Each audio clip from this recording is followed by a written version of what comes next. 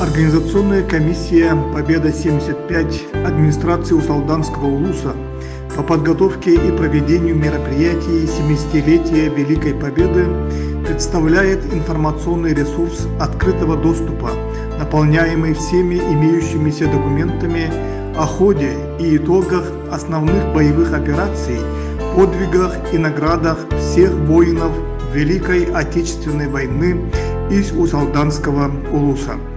Основными целями проекта являются увековечение памяти павших воинов, ветеранов Великой Отечественной войны, тружеников тыла, военно-патриотическое воспитание молодежи на примере славных подвигов отцов и дедов. На этом сайте мы постараемся отразить события фронтового боевого пути, подвига и награды нашего солдата. Материалы по мере возможности будут собираться и обновляться.